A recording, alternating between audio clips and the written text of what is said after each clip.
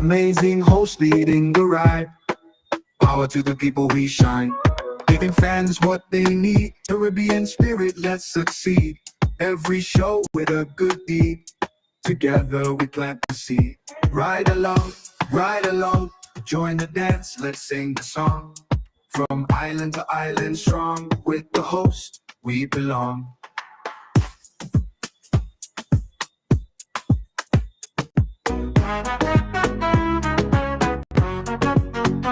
Energy high, heart so bright. Tune in, feel the light. Global love taking flight. Every ride a sheer delight. Making waves across the seas. Love and joy in the breeze. Ride along live if you please. Bringing hope with such ease. Ride along, join the dance, let's sing the song. From island to island strong, with the host we belong. Energy high, heart so bright. Tune in, feel the light. Global love taking flight. Every ride is sheer delight. Making waves across the seas. Love and joy in the breeze. Ride along live if you please. Bringing hope with such ease. Ride along, join the dance, let's sing the song. From island to island strong, with the host we belong.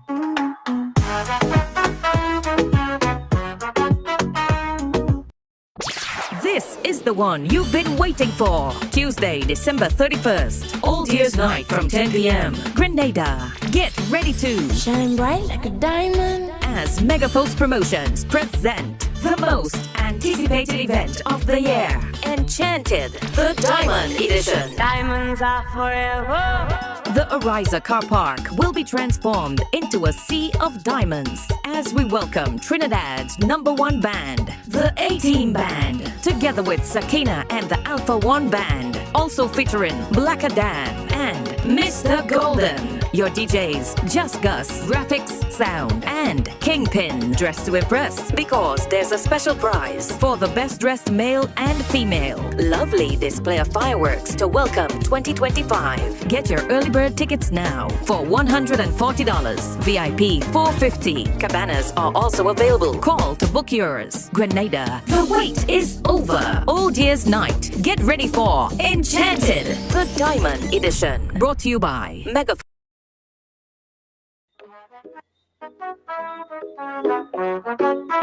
Yeah.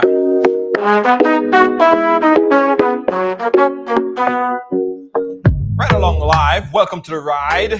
Welcome to Monday on the Ride. Yes. Happy to be here in the air chair. Today I'm in Grenada. Yes, you guys know I'm in Grenada.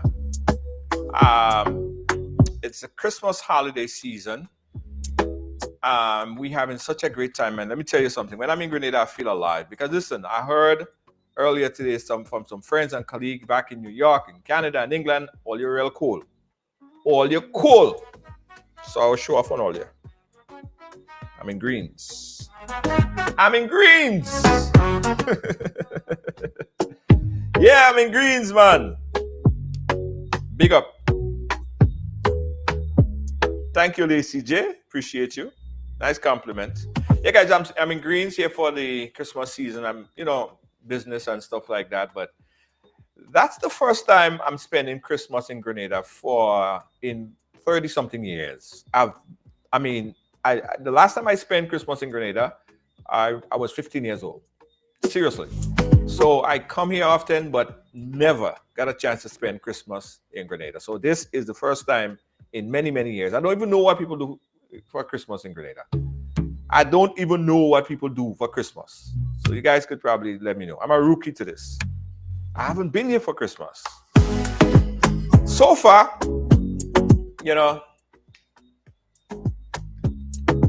Christmas trees, lights. Oh, let me tell you the highlight so far. Christmas on Point up in quarantine. That is amazing. We was there yesterday and we had tuk-tuks all over the place and a lot of us, we had fun. We had gifts for the kids because Christmas is really, letting the kids and them feel that love and family and togetherness and giving back to the community. So we did a lot of that thanks to Danielle Batson for helping us out with the toys yesterday. We had a good time yesterday up in point. Big up to my staff, my team as well, my drivers, tuk drivers. We had the best team. We have the best team. Anyway, guys. Your last Christmas in Grenada was 1994. Hugh Lawrence, really? Wow. I know. It's listen. All right, guys, listen. We go talk Christmas after, right? But right now, I want to talk about what happened yesterday. And yesterday, we had the new National Party convention. And a new leader emerged. Some say she was selected. Some say she was elected. Not me to say. We got a discussion today on the convention. So I decided to bring two of the finest to debate this topic on what happened yesterday. Were there any surprise? The winners, the losers. What's next? And some people say, well, everybody got exactly what they want. So we're going to talk about that as well. And we're going to open up the phone lines. All right, good. So before we do that, I want everybody to do me a favor. Please, pretty please. Pretty please, go into the program, right? Find the program, share it, and put @followers. @followers. Let me do it as well. @followers. @followers. @followers. There we go. It's not coming up. Oh, there we go. @followers. That's it. Monet, how you doing? @followers, everybody. @followers. Lacey J, thank you. All right, guys. So help us discuss the convention yesterday. Is my friend, Mr. Michael Baptiste, and you guys know Michael Baptiste. He is a regular on the program, and of course, Mr. Ian Django Thomas is here with us as well. Let's start with you, Michael Baptiste. How are you doing, my friend? I'm well. Nice to be here. I hope you had a good front row seat at the convention yesterday. Here, Django, have been scouting, and I'm sure he too was looking on anxiously, watching the proceedings, knowing that someday he may very well have to try to unseat the prime minister there. Well, I didn't know Django have ambition. Django is holding back on us, man. No. I'm just listening. I'm listening. Lip sealed. Django have political aspiration. I didn't know that, man. We had a talk. Lip sealed, man. Lip sealed for now. Until that time. Then we will decide or see if we go in left or right, or sometime you never know. I may be on the new political leader's side in the future. Who knows? What? Right. I hear it. So guys, listen. Let's talk about this because a lot went down yesterday. I mean, I did a vlog earlier today, right? And my premise was, it seemed like everyone got exactly what they wanted. And it's oftentimes in a race, in a competition, or any kind of election, everybody don't win, but it seemed like everybody won. NNP won because Dr. Kit Mitchell won because he got what he wanted. He wanted Emmeline there. He wanted Peter out. He got what he wanted. He became the chairman of the party. He got exactly what he wanted. And I'm sure everything that he wanted fall into place. NDC also won because NDC wanted Emmeline Pierre to be there because NDC contention is Emmeline Pierre is the weaker of the two, and it will be easier to contest with Emmeline at the helm. I'm sure I may have a lot to say on that later on. Right, I'm sure. But so I looking at it, it seemed like everybody won. The only loser, or the only person that did not came out victorious yesterday was one Peter David. That was just my kind of analogy of it right there. So, Michael, let me start with you. What's your take on the convention yesterday? Well, I think it was a successful one based on all reports. And I think the NNP did make a power move by selecting Ms. Emmeline Pierre as their political leader. I believe she's a formidable opponent for the present Prime Minister. I think being from rural Grenada, she will get the support of rural Grenada. She's a woman. It would be a historical occasion because we will have the first woman prime minister. We already had a first woman governor. Then we had a woman GG. We had several ministers of government. Whether we never had a prime minister, a woman prime minister. So I think it would be an exciting one in terms of the matchup with Deacon. We will elaborate on that as the program. Okay, all right, sure, great. Django, what's your thoughts on what we saw yesterday? Well, first of all, I would like to congratulate Ms. Pay on her selection as the leader of that party. But I don't share the sentiments that my brother just shared in terms of her being the first female prime minister. She's certainly not the first female political leader, but I know for a fact she would not be the first female prime minister of this country. And I'm saying that with no apologies. Right, you said she that she would not emerge to be the first female prime minister, and for a number of reasons. For a number of reasons. From where I sit, I don't think the individual carries the political acumen because she has barely won her seat, and that is a seat that could be lost if the right candidate is selected and the environment is right.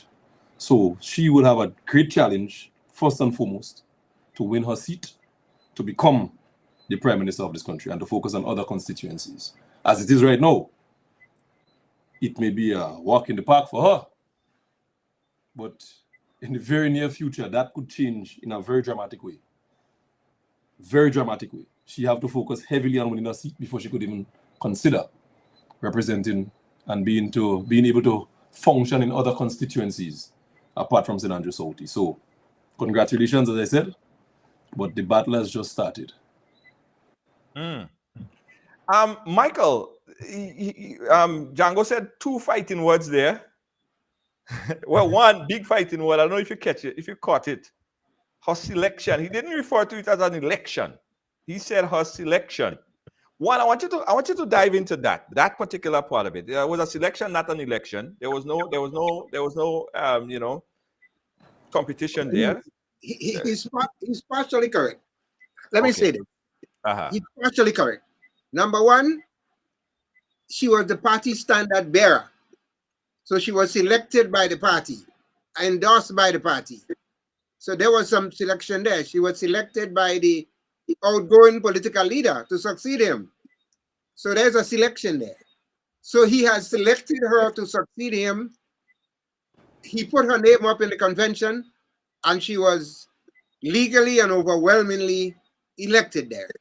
So she was elected, not just selected as you would like to say because she was the only one. She ran unopposed through no fault of her own. I am sure if she had an opponent, the result would be the same.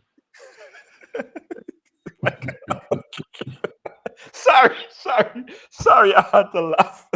No, sorry. My apologies. But she did have an opponent, Michael. They did everything to kick him out. No, not at all. You see, when you enter in a competition, both sides do everything possible to gain the advantage. Now, in the case of the opponent that dropped out, the candidate who dropped out, he was the Deputy General Secretary of the New National Party. Right. Now, he was elected in a convention. He attended, in the 10 years he'd been there, he attended several conventions where people have been elected under the same system that elected Ms. Pierre yesterday. Nothing changed. Now, leading up to that, one of the contenders hired a manager and some public relation people to do the work. Unfortunately, the campaign manager misled the contender, and he misled him badly. Now, he was made to believe that the delegates are under control. He, the campaign manager, was in total control of that, and he had assured the contender that dropped out, he had assured him that the race was won. He could go home and sleep and relax, and rest assured he'd be the next prime minister. Those were the words of the manager. I'm talking about KB. That was misleading. Misleading in the fact that KB, not being a member of the New National Party, was in no position to select delegates. But while he was out there coercing and campaigning with what he thought would be prospective delegates, KB's slate of prospective delegates never made it through the front of the building. So upon hearing that the slates that he was, the delegates that he was anticipating would support him, they were not on the final list. You see, the party have a constitution. The constitution states clearly that every delegate shall be selected, 2 delegates shall be selected from each polling division. It said so clearly. He didn't say whether you can go in there for the morning, midnight, and he didn't really say exactly, it's not clear as to who shall select the delegates. Now, he didn't even say after you select these delegates, whether it have to be shared with the contenders. And some may say the delegates was in protective custody because of the threats that was leveled against them. They, like in a criminal court, in a criminal trial, you have what you call the jury or the jurors sequestered.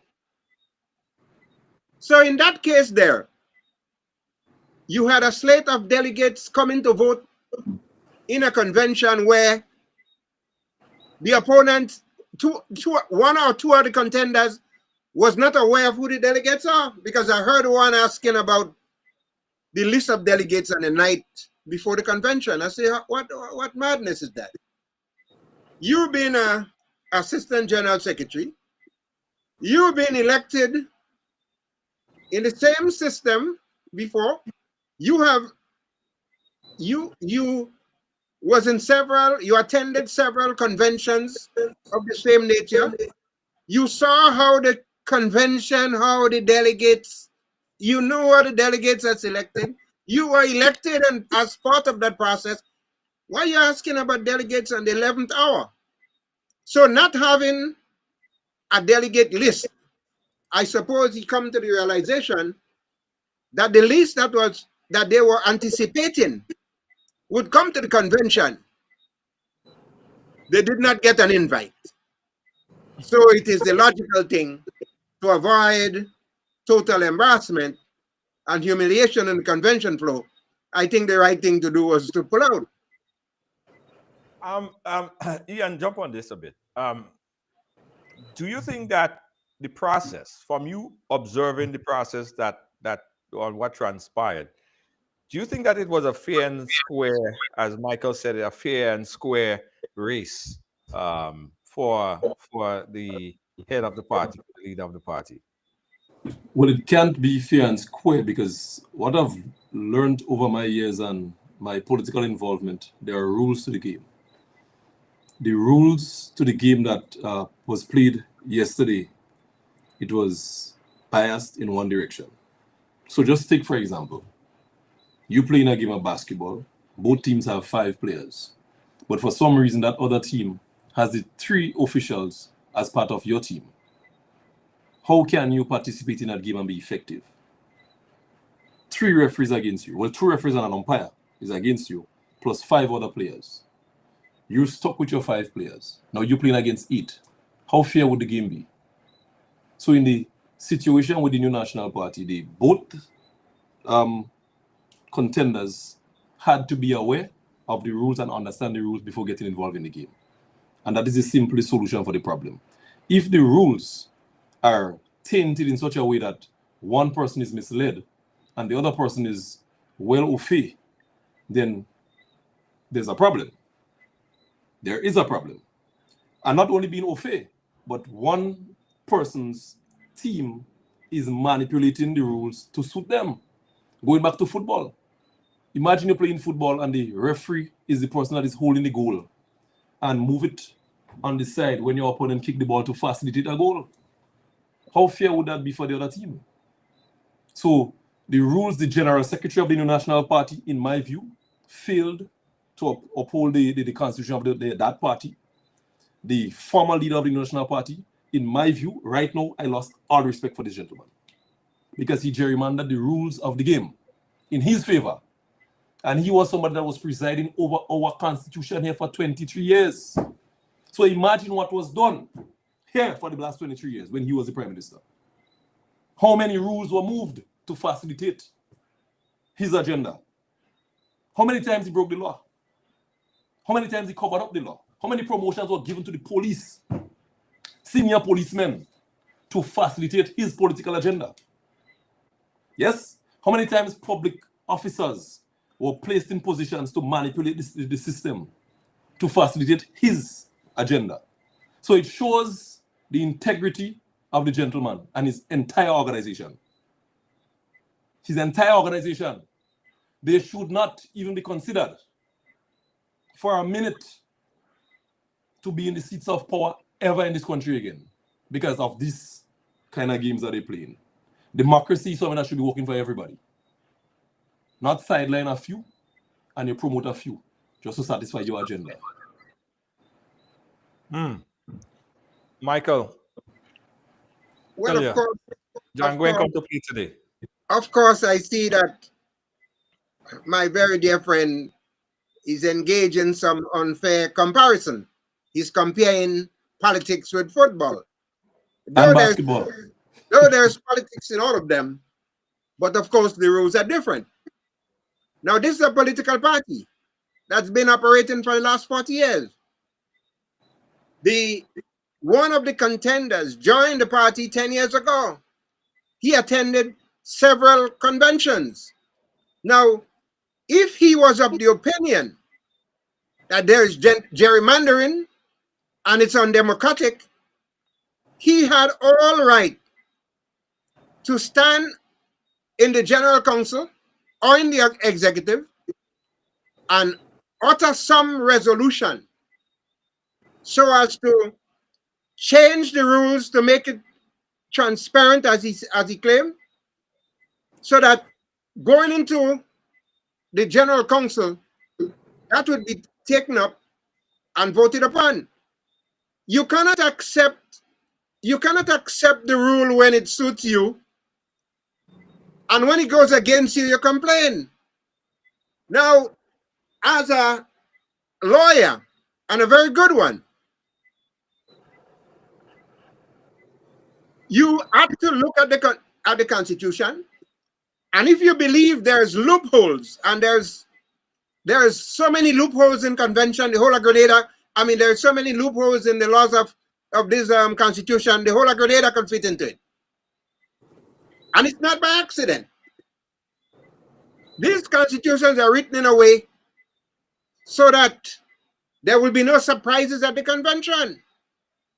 Now, we're going back and we're looking at it again.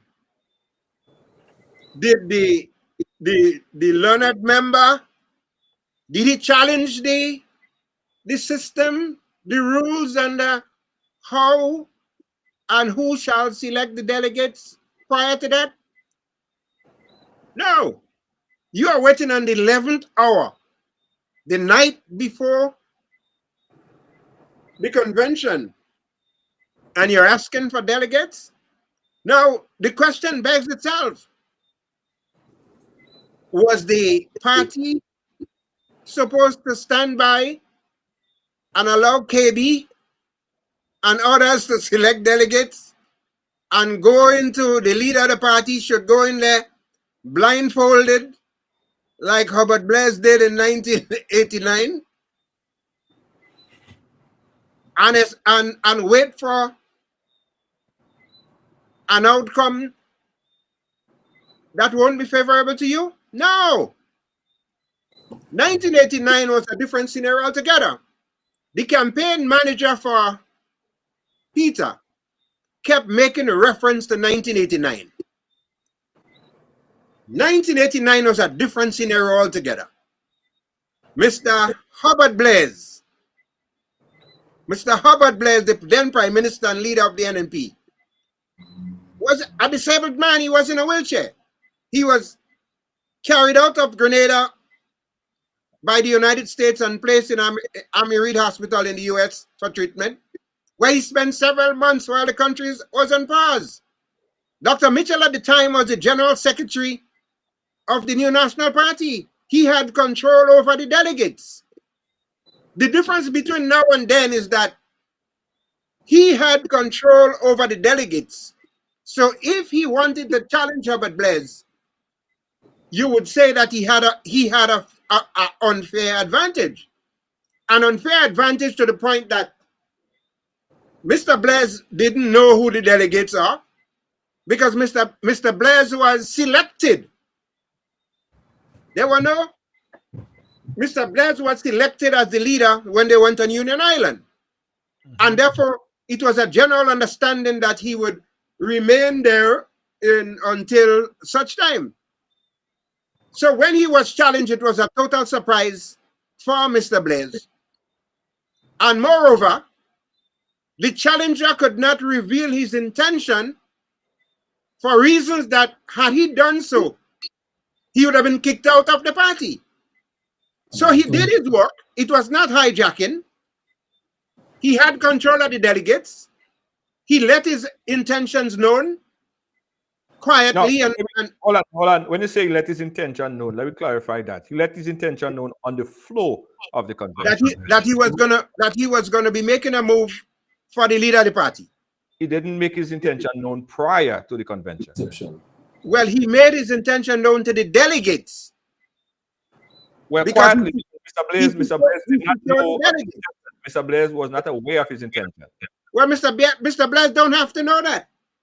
Right. No, I just want to clarify to the audience. When you say he made his intention known, let me rephrase that. Right. He made his intention known to the delegates, which he campaigned privately to. He campaigned to the delegates. He told them that he was going to be challenging Mr. Blaise at the convention and he needed their support. Mr. Blaise, who was out of the country, was not in touch with the rank and file of the party by virtue of how he was brought there as the leader of the party when the Caribbean Islands, in collaboration with the US, went to Union Island and they formed the NNP. So Mr. Blaise was placed there and Mr. Blaise became disabled. So obviously he came forward, canvassed the delegates, and on the convention morning, he was nominated and he won. There's nothing wrong with that. Absolutely nothing wrong with that. Right. So the same process that brought in Dr. Mitchell in 1989 as the leader of the NNP at that particular convention, right? Where he was able to, on the floor of the convention, get nominated. And second, that process was not able to work or function this time around. Right. And as far as I understand with the Constitution, I'm no constitutional scholar of the NNP, but the little that I know from a layman's perspective, the Constitution somehow outlined that process. Now, was the Constitution changed purposely to circumvent the system, to make it more difficult for one person to move forward and one person to fail? The rules were not circumvented, you know. The rules remain the same. The circumstances that's different. The circumstances being different by virtue of Mr. Blaise took it for granted that he will be supported by all and sundry. So this scenario now, a gentleman had expressed his intention to contest for the leadership. And he did so by going around the country and canvassing what he believed was prospective delegates. The difference between now and then is that the prospective delegates that he canvassed with did not make it to the convention floor. A new set of delegates was selected by the party. And as I said, it is not spelled out who can. And if you were to ask me, I would say, what gave KB the right to select delegates? Who on earth give Kennedy Buldal, a person that's not a member of a political party, to go around the country and selecting delegates to come to vote for someone that he's managing the campaign? Was he expecting the leader of the party and the executive of the party to sit idly by with their arms full and allow Kennedy Buldal's slate of delegates to go into the convention and vote for a person that Kennedy Buldal was supporting? That would not happen in real life. Just for clarification purpose again, you said went into the constituencies and select delegate. Did he canvass delegate, or did he select? Because he's in no position to select delegates. Well, let me tell you what I heard, because I had extensive discussions with KB on this matter, and there were witnesses when we had some pleasant, heated exchanges over that.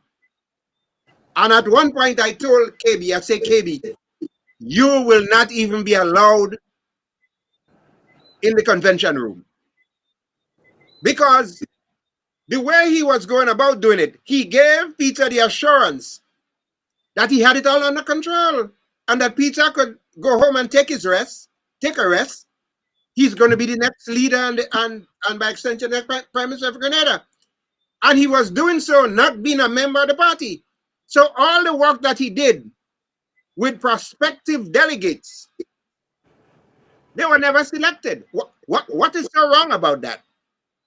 KB is not a member, but he was trying to influence a process from the outside. So when it came crunch time, the people who have the authority to select delegates or to influence the outcome, they did so, and that's how I see it. All right, jump in here, Django. All right, let me go back to what's supposed to happen.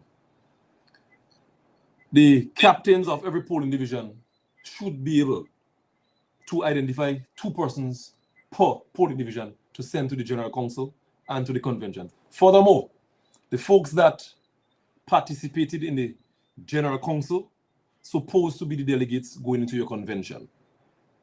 So here are nothing about KB selecting no delegates. KB is not a member of the party, he can't select delegates. If the democracy was functioning within the new national party, the polling division captains have the responsibility to identify, because they are the only folks within the party that knows who these members are.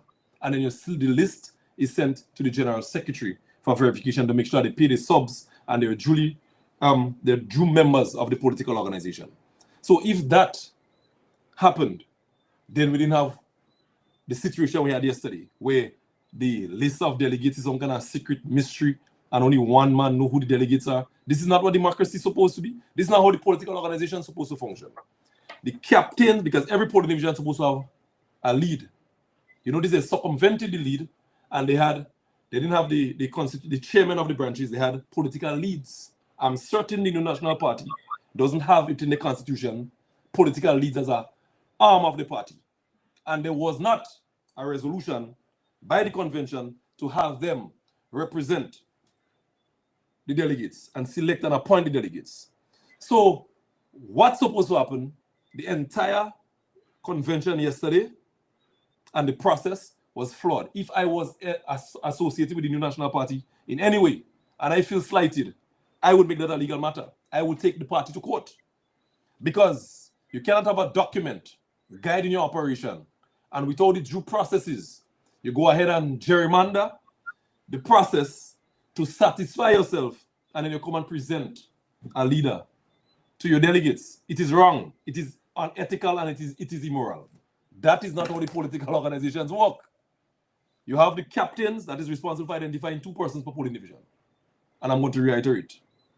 Captains identify 2 persons. They go to the General Council, which is supposed to precede the Constitution. They have the convention. Yeah. And then they come in the convention. And you know your delegates up front. So the situation supposed to be, everybody know who the delegates are, and everybody make a claim to the delegates. You have an open process. So Peter campaigned to the delegates. They would meet on a constituency level, and Emily would meet the same delegates and present their case. And then the delegates would select who they feel most comfortable with. There's nothing about a man sidelining a man and a group of people because you believe they don't come from the bowl of your organization. 10 years ago, he wasn't from the bowl of your organization, but you accepted him with open arms. You gave him a ministry, you gave him a seat to run in to represent your philosophy. How now? The same gentleman that raised capital for your campaign was good enough at that time to bring millions to your organization. He's not good enough to be part of your organization. He had the worst to say about the gentleman. And you see what? Let me tell you something. This conversation getting me kind of heated because I understand and I'm very passionate about this. Not because I support NNP in any way, but I support democracy. And if we could do that in a small setting as the New National Party, we could do it nationally, and it will affect every one of us. Because if I have ambition to probably open a business in Grenada, and Mitchell is the leader of the country, he could decide. Django can't do that. Because his practice is to suppress freedom. His practice is to suppress freedom. And that is a constitutional underpinning that we have. We have freedom of expression cited in the Constitution. Well, freedom of expression. Michael, I think you understand this also well, because if we go back a little bit, right, Michael? Let me track back your history a little bit. The first time I remember having you on the program, you came on the program to say that you felt cited by the NNP. You had a number of vehicles that you were trying to get to the country, and then they did all sorts of things to make sure that you didn't get a vehicle. And you came on the program to speak about that, what happened to you. It was unethical, it was immoral, it was undemocratic, how they treated you at the time.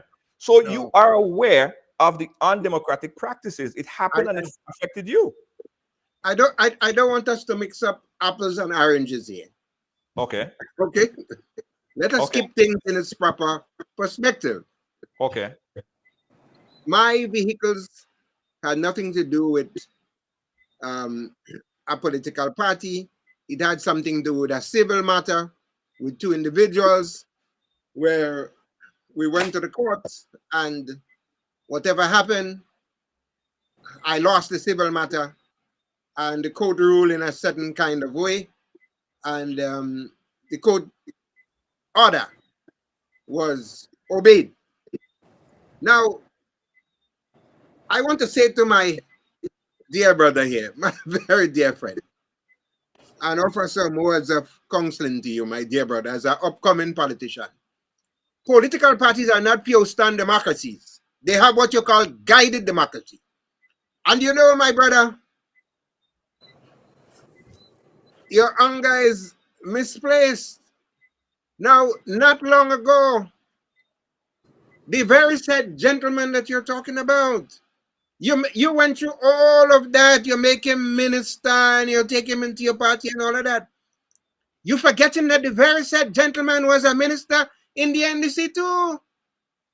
And you unceremoniously kicked out about 12 or 15 of them Without due process, my dear brother. No. It was due process. It was due process. Hold on. The convention, they were kicked out. Hold on. You unceremoniously kicked them out at a convention. That is the process. May I ask you, and I would yield to you, were due process afforded them? Most definitely. Where were they brought? Let me tell you. Hold on. I was at the convention. Were they brought before a disciplinary committee? That was done prior to. The resolution on the day of convention was to have these gentlemen removed from the political organization. The delegates supported the resolution. Well, the delegates. Listen it was not party. It was not party. And it was unanimous. It was a convention, and the delegates. I don't want you to take up too much of my little time there. You said the delegates. It was brought with a resolution at a convention. Yes. So you unceremoniously kicked out 12 of them, including this gentleman. Now, did you offer him any advice as to seek legal discourse? No, you did not. No, what you see at the time, Roland. At the time, didn't he aid in the formation of that government? Wasn't he the general secretary at the time? Wasn't he? But hold on. The general secretary is an organ or an arm of the party, which is guided by the party's constitution.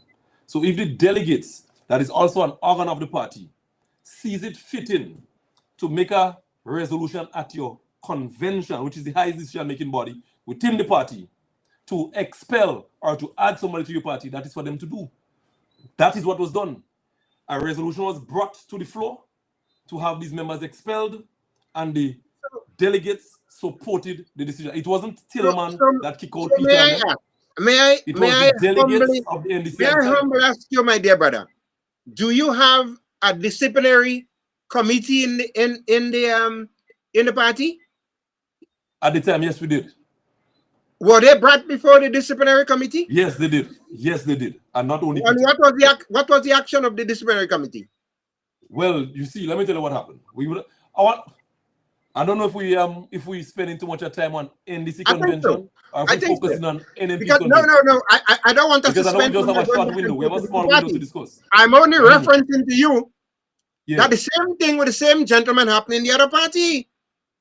He was brought into the convention and kicked out on the convention floor. That is for the party to do. No one cared then about due process. No one due cared. Process was followed. But due process was followed. If we have a situation whereby the prime minister on his own get up and kick them out, I would have had an issue with that. But that wasn't the case. No. Don't use the word prime minister. It is not. The leader of the party. Well, the leader of the party at that time. Right. It's not affordable. It's not in the sequence that we're talking about. So within the party, if the leader of the party, kick them out, right. I might have had an issue. But it was a resolution from a member from St. George Southeast that came up, read the resolution. Yes, the chairman was Stanford Simon. He asked Stanford Simon for the microphone. He read the resolution to the delegates, and the delegates, somebody seconded, I don't remember who seconded the resolution, and it was adopted by the convention. So it's nothing unconstitutional that took place. It just happened. And if that resolution was defective? If it was defective. Remember, resolutions don't just happen on the floor, It was submitted to the party prior to the convention. So they know exactly what is going to happen. So the resolution was submitted, it was vetted, and it was approved. And then they went ahead on the day of the convention. I was sitting in the front, in the front row for them. What was his crime? What was his crime? What was his crime? Well, certainly not what he's being accused of now. Oh, so in other words, you're saying, so he's a repeated offender?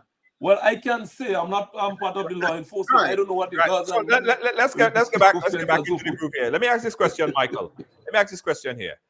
Do you think that the convention and the selection of Emmeline Pierre as leader versus Peter David, do you think that it was a fair race from your perspective? Do you think that the process was fair? Yes. You think that the process was very fair? Prior to the convention, Peter's team had already declared him the winner by virtue of the work that they did with people that they thought was delegates. And obviously, the other side did not sit with their arms full. They reciprocate, and they selected their delegates as well. It's the only difference between the two sets is that the delegates selected are those that were sought after by KB and the others.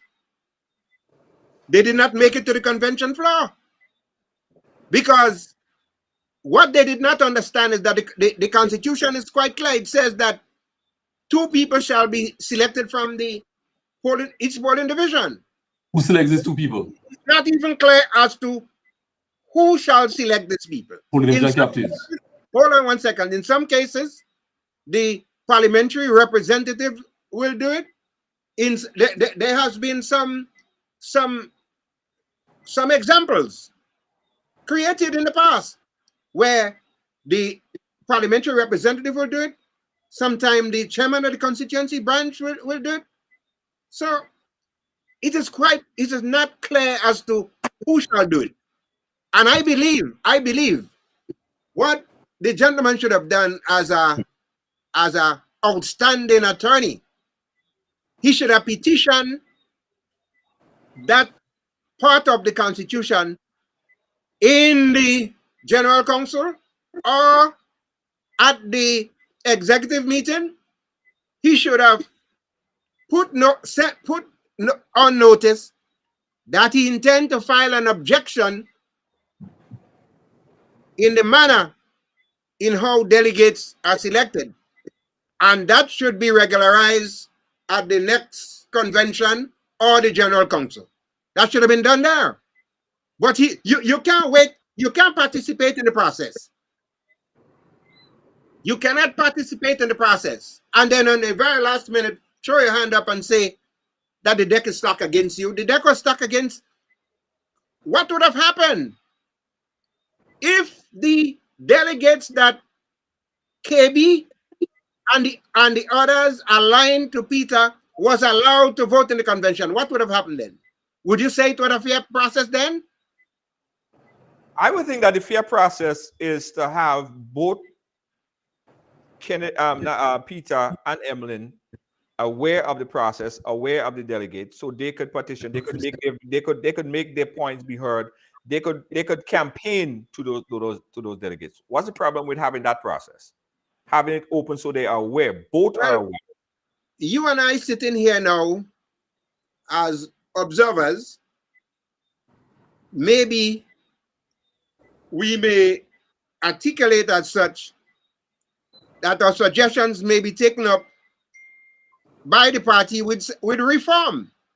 Yeah, but someone put it there. Hold on, not to cut you. Someone put it there that the author of the document, the writer of the Constitution of the NNP, he himself said that it was flawed. It was a flawed process. It was undemocratic. Simple. So did he get it wrong? Did he get it wrong as well? There's something called customs and practices, and times that everything is not according to ABC. We have some practices that has become norms, and what I said earlier, and unfortunately, the former Deputy General Secretary was elected under that same process. No, but it was okay with him. Listen, let's get this one straight. I want you to answer me straight with that. Did the writer of the document, right? Django, if you have his name, you could let me know. I know that Lawrence Joseph. Right. Yeah. Did he get it wrong? Did he get it wrong? Well, it may not have been done to the spirit of the Constitution. Okay. But right. based on a practice established over the years. It's like there's not an allowed road in your land. People start passing through that land for a number of years. And after a period of time, they may deem that road as legal. But it's not legal. Right. No, they may deem it as legal. Deem it is not legal. It could be deemed, but it's not legal. It was not legal in its initial stage. Documentation, yeah. Right. But over a period of time, because that road has been used unabated for several years, it may now be deemed as legal. If it was an established practice, and you know, sometimes people love to talk about constitution and democracy only when it suits them. Now, over the years, the very said guy who wrote the Constitution, did he step forward and say, look,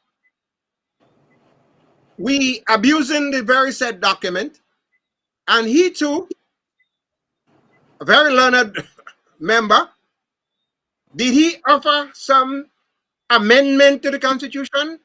Or is it by customs and practices that has been unchallenged over the time that has become the norm because it went unchallenged? But we may not know if the Constitution was challenged internally. We may not know because we outside here. We don't know about that. Let's leave that alone. Yeah. No. Let me tell you, I'm certain. Just as the process. Just as all the process. If we don't know, let's leave it alone if we don't know. No, but we have to probe. We need to probe because what we could do, we could ask for certainty when it comes to that, because I cannot believe that the intention of the authors of the Constitution would sit by and allow it to be flaunted without raising objection and then come publicly. I believe the public pronouncement of Mr. Joseph is as a last resort, because knowing the gentleman that has been leading the party for the last 30 years thereabout, it would be almost a challenge to have him rectify anything that is not going to work in his favor. So I am certain Larry and the guys would have written to the party, just as Peter wrote to the party, to let them know that I'm interested in the leadership of the organization, which my man absconded 40 years ago when he took the party from Mr. Blaze. He didn't write and show his intention. No. I listened. He did not indicate his intention, knowing that the leader at the time was alien, and you might have come here as a solution to assist him, because he, I understand, was Mr. Blaze's golden child. How can you stab your father, somebody that brought you into politics at that level? How can you go behind his back? Yes, undermine the gentleman's trust, steal a political organization from him, and claim that you're defending democracy in a country? You avoided all the democratic practices throughout your entire political career. Everything that was democratic, you walked away from it. Let me give you a real example, and I want to get into his business. The property on Granans Beach that was taken from Ms. Nayak and them in Grenville, that the court put a stop to. The gentleman still get up and go and try to sell it behind the court back. It shows the kind of quality of man that was leading this country for the last 20-something years. Imagine the judiciary have its own arm to perform its duty. You went ahead because you're the prime minister and defied the orders of the court and tried to sell the land to another gentleman from Egypt. And then you're talking about democracy and you're talking about BS all over the people's television and radio and social media about democracy, this and this man shouldn't. Let me continue, Junior, brother. Let me continue. May I? Before you respond, let me just say this quickly, guys. You're watching Right Along Live. I noticed you're commingling the work of the executive with the work of the judiciary, party, which is so inappropriate. And I will humbly ask you, let's not commingle them. And may I ask you, my brother, I know you're very passionate about the workings of the in the new National Party. You said earlier that Peter was a stronger candidate. Then you should be quite happy that you have a weaker candidate. No, I'm not worried about the candidate. I'm worried I about the think you should be. process. The Say process that is my again. problem. You know. The process is my problem. If the process was fair, I had nothing to say. If Well, Emlyn won through a fair process, I had nothing to say. when you were caught on a recorded conversation, Yeah, colliding with the manager of Peter campaign and offering information as to what you may or may not have picked up, did you share that with the other camp? well, I don't have the relationship with the other camp. If I had, I would have. Furthermore, to be quite honest, there are things that may have benefited the other camp many years ago that had nothing to do with me, but I shared with the other camp. Let them know that there are people that is supporting them that they should be very careful of because the intention wasn't good. And she could come on here and verify. Yes, I didn't get $1 for it. I didn't get any credit. I didn't want anything for it. But I said to her, there are individuals that supported our organization. They didn't get what they wanted. Now they're supporting your organization to get what they want. Just be careful. They might pull you down. And that was my exact words to her. So I am a man in the middle of the road. I understand politics. When I say understand politics, I've been around for a while. I wouldn't blindly support or just, but when you cross lines that I set as lines of principle, I would speak against it. So the political leader of the New National Party now could come on and say, listen to me, yes, Django did tell me about that man that used to be selling cocaine in Grenville. He told me to be careful with him. And I say that not just to clear it up. That's the kind of person I am. And that was about 12 to 15 years ago. So I have nothing to hide. If it is in the interest of good governance, I would support it. Yeah. Oh, let me just say this on a program. I know, guys, you're watching Ride Along Live, and this program is brought to you with the kind compliments of Ride Excursions and Tours. And we encourage you guys to take advantage of the Christmas special right here at Ride. For more information on Ride, you can go to ride.gd. That's ride.gd. We got to pause for some oxygen. Those guys have to drink some water. We're going to find out a whole lot more when we come back. You're watching Ride Along Live. Don't move. We'll be right back. Looking for the ultimate island experience? Hop on the Ride Tuk Tuk Rum Punch Tour and explore Grenada like never before. Feel the tropical breeze, sip on authentic Caribbean rum punch, and cruise through Grenada's stunning scenery in our unique and fun tuk-tuks. It's the perfect blend of adventure and island flavor. Book your unforgettable tour now at ride.gd or call 473-422-1011. Don't just see Grenada, experience it with Ride Tuk Tuk Rum Punch Tours today.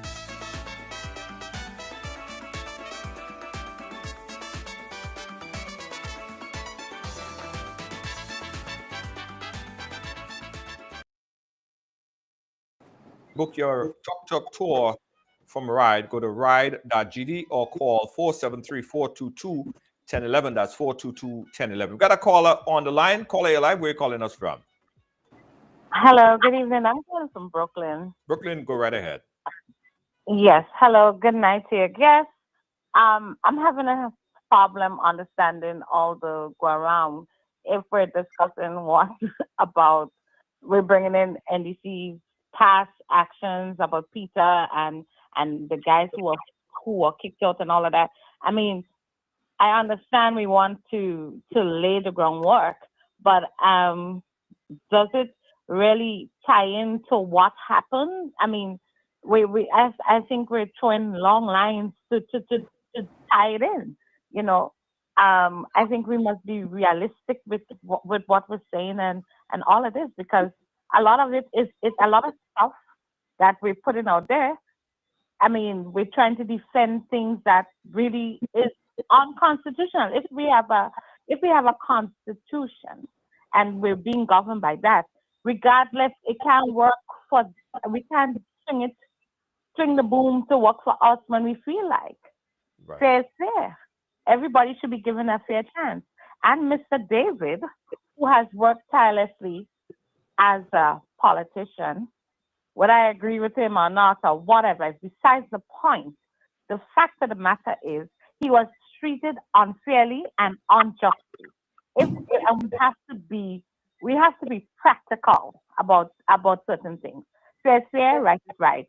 There's no middle. It was unfair what was done and how it was done, regardless of who we support. Right is right. That's my contribution to this. Thank you so much. Thank long you so much, conversation. Paula. Thank you so much. Appreciate you. Thank you. All right. Bye-bye. Yeah. Michael, what did Peter do that was wrong? What did he do wrong in this process? He had the wrong handlers. Before he had the wrong handlers. Before he had the wrong handlers. Well, let's be honest about it. The new National Party belongs to Dr. Mitchell. Whether you want to agree with it or not, it is a given fact. Political parties in Grenada are owned by individuals. The GLP was Uncle Gary. The GNP was Herbert Blaise. The NNP became Dr. Mitchell. NDC was Brizan. And those are facts. Now, when Peter came into the National Party, there was a sitting MP in the town. The MP was ushered out of the town, and Peter was ushered in. I don't know if there were a democratic process, whether it was through the constituency branch or not, but I knew then that the sitting MP in the town was told to go over in the south, and Peter was. But that's because the political leader put him in that position. He didn't take it upon himself. The political leader made that decision. We said again made the decision? Yeah, the political leader made that decision. What was it undemocratic? Was it unconstitutional? I just wanted to clarify the fact when you say that he moved in. He didn't make that decision on his own to do that. It was a decision No, I'm sure. I understand, but he's a beneficiary of the process.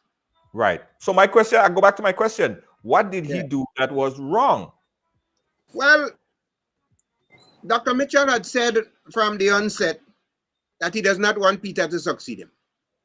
Okay. He said so privately, he said so publicly. So I guess let's stop right there. Let's take it very slowly. So he didn't want Peter to succeed him. Hence, do you think that's why the poll was stacked up against Peter to succeed him? No, I don't think so. I think in every political party, there's never any surprises as to leadership, as who would emerge as the leader.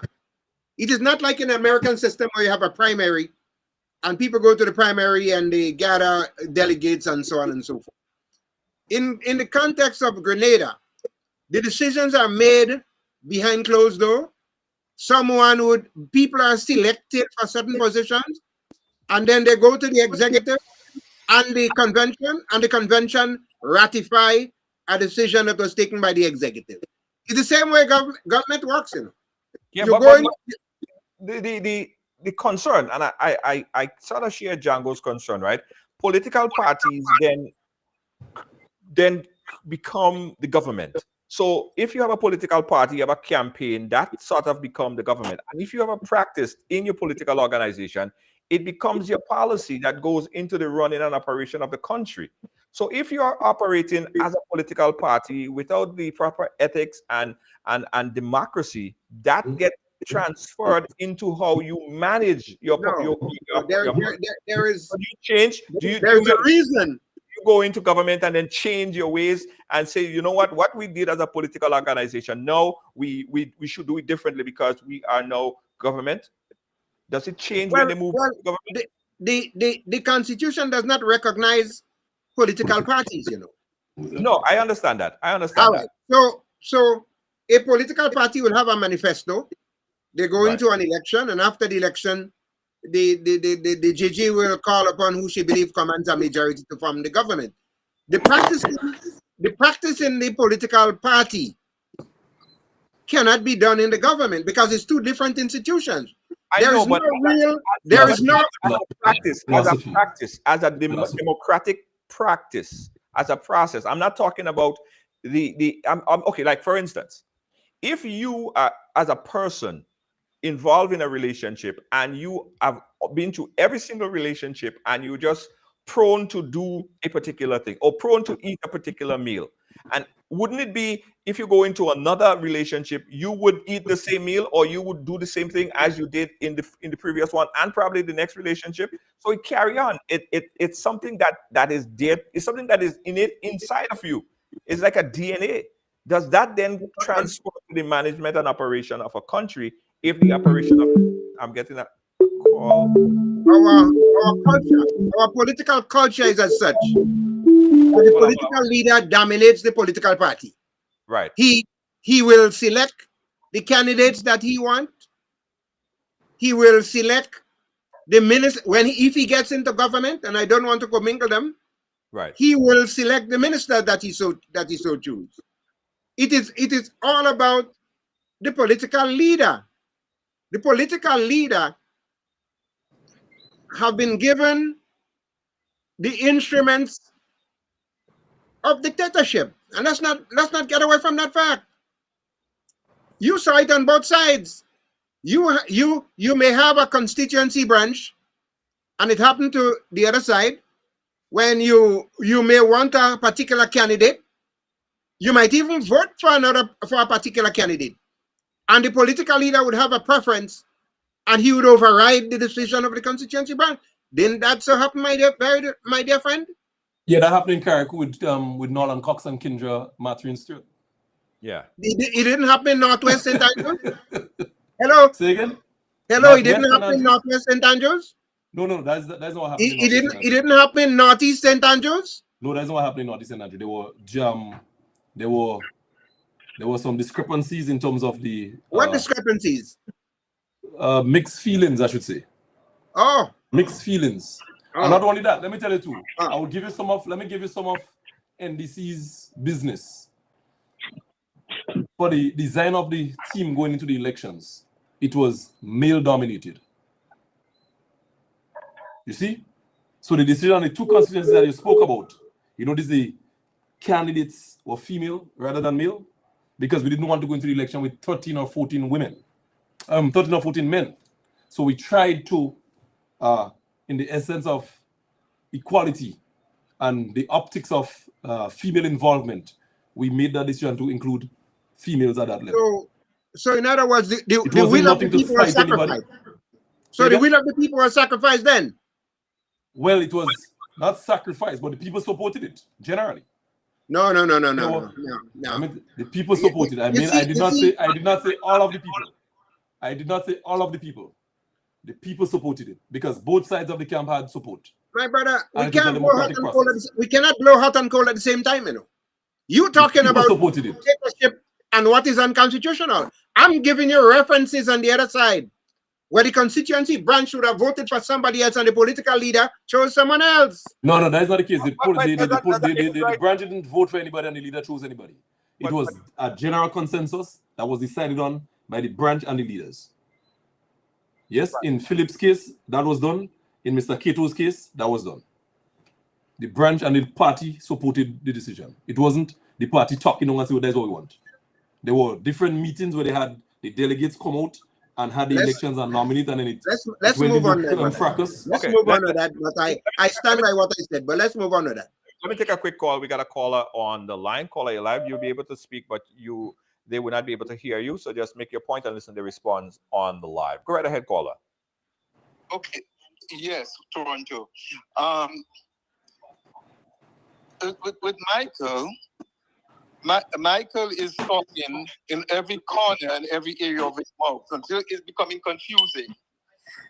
The fact about what happened yesterday, it looks unconstitutional. It looked biased. And Michael said something a while ago that Keith Mitchell never wanted David to be his successor. So right there, it's showing sabotage. Because if I'm teaching a class and I have students, but there's a particular one that is very brilliant that could probably get the highest mark. but I'm in control. I could actually give another child the 80, 90 something percent and give the one that I don't want a failing grade. And what Kit Mitchell did, because people are watching, what they did, it's very, very obvious that that was a sabotage. Look, they had the banner made up for MNP, the new leader of NNP prior to the election. So how does that add up? And I want to ask something to Michael. When you were in River Valley and Keith Mitchell called you to come up on the stage, you disappeared. But it seems as though there is some beneficial for you in an NNP government. It's very obvious because Michael, when you're asked questions by the other gentleman on the show right now, when you're asked certain things, when you cannot give to say, okay, yes, it was wrong or yes, it was right, you go around the cup. Well, otherwise, you go anti-clockwise to suit what you want to say. I've looked at you many times, and Michael have a very biased thing. Sometimes you hear him speak and you think, well, maybe he doesn't like Kit Mitchell, but then in the next moment, he is in his Kit Mitchell pocket. Well, Michael, we don't know that he is in Kit Mitchell pocket to be a fact. Well, I'm just alleging. Right. Tell the Grenadians what you probably might have been offered, because you're not making sense. Okay. He's not making sense because Michael is all over the place. And I don't want to disrespect us and so on, as you always ask, and I do, right? But Michael has to know where he stands. It is very obvious of what happened yesterday was not democratic. And as for Grenadians, we need to open our eyes and see what's going on, because very soon, if we don't change that, we may be ruled under dictatorship. Thank you, caller. Appreciate you. Thank you so much. Thank you so much. Michael, you could respond. The caller is going to listen to your response. I always welcome people with dissenting opinion. That is what our democracy is all about. I just want to make one correction to what the brother said. It was not in River Valley. I was at Tivoli. It was in Tivoli RC. I was on the compound. I left the compound and entered in the shop close by to have some coffee. And while I was having coffee in the shop, I heard that I was called to take a bow. But let me reassure you, my dear brother, I appreciate your calling. And the next time, I may not just take a bow, I may take a seat. Thank you. We got another caller on the line. They've been waiting for a long time. Caller, your live, go right ahead. Yes, calling from Grenada. Grenada, go right ahead. Junior Judge, I think Michael Baptiste confused me so much sometimes. I don't know where he stands politically. I mean, I listened to him before election, and this man was criticizing Dr. Mitchell, and now he sung as though he's praising him. Like the previous caller said, maybe Michael Baptiste have something set up for him, and we don't know about it, because I know he's someone who openly criticized Dr. Mitchell. He called a spade a spade. He called a sheep, but this time, Michael Baptiste is not doing that. In my personal opinion, I think the reason why Dr. Mitchell did not want Peter to lead the party is that he wanted to control the party from behind the scenes. And with Peter, he cannot get that kind of power. He won't be able to exercise that kind of power. In contrast with Emily Pierre, he can maintain influence because she rely on him heavily for funding, advice, guidance. And with Peter will not really rely on Dr. Mitchell so much for his advice and funding and so forth. So Dr. Mitchell is very strategic. And most of the persons who they claim to say that were elected, they were selected, not elected. Because I think the process was here. Up to now, we don't see the result. We don't know who these people are going to go up against. We don't see the result. Do you know Emily Pierre Banner was created before she became the leader? It was set up. It was set up for her. The stage was set for her. all the people who are elected are followers of Dr. Mitchell. Anybody who criticizes Dr. Mitchell openly will feel his wrath, because Dr. Mitchell is not someone who is open to be criticized. So he's very strategic. He loves people who praise him. He loves people who support him. He loves followers. And once you follow Dr. Mitchell, you're going to set up the stage for you. So maybe Michael Baptiste is realizing that, and he wants to be a follower of Dr. Mitchell, so that his dinner will be well taken care of. Okay, let's give Michael the opportunity to respond. Thank you, caller. We appreciate you. Well, my dear brother, once again, I appreciate your calling and participating in this program. And let me say to you then, I was brutally opposed to Dr. Mitchell. I remember opposed to Dr. Mitchell. I remember those days. Right. Now, over the last 2.5 years, I have watched how this NDC government trying to glorify Morris Bishop.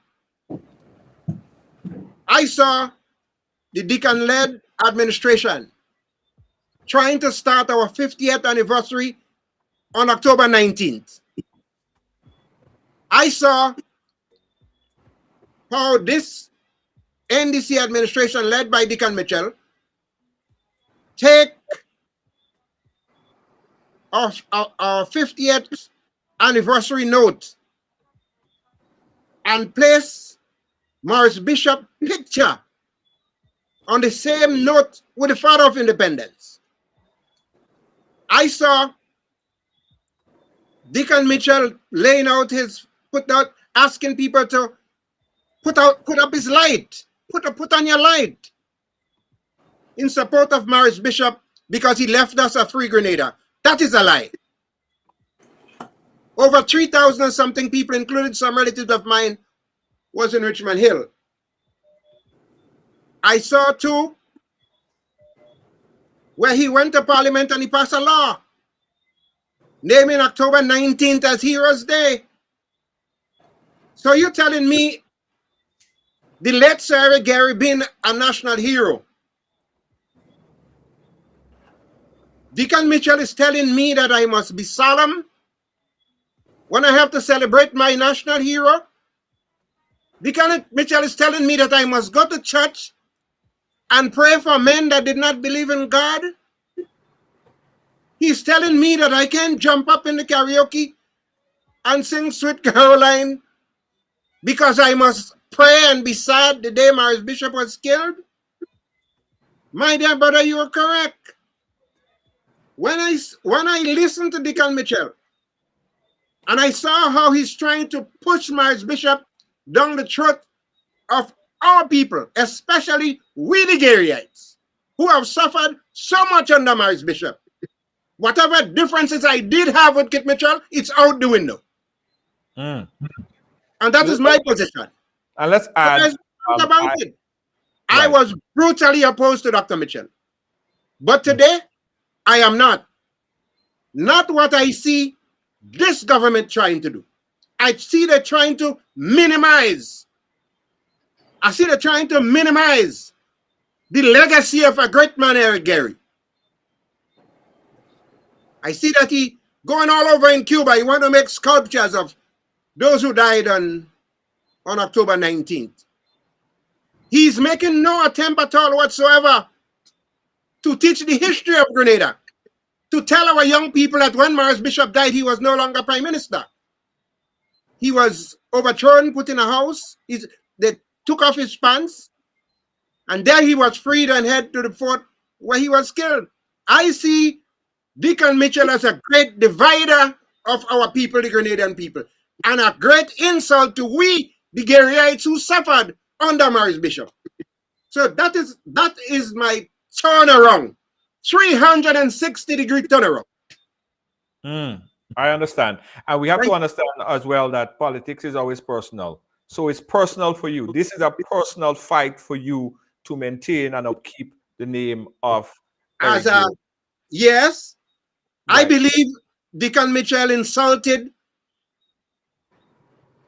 the followers and we the people of the Garyites by taking Morris Bishop picture and commingling it with that of Maurice Bishop. Maurice Bishop never wanted independence. How could you take a man that fought against independence? Uncle Gary should be a standalone. I have no problems if you want to name Maurice Bishop a hero, but you cannot commingle him with Sarah Gary. And that is the reason why today I'm opposed to the NEC. Okay, it's always personal. Politics is always personal, guys. Let's go to the phone line. Caller on the WhatsApp. Hold on 1 second. I'll come to you. Let's go to the caller on the line, on the phone line. Phone line caller, go right ahead.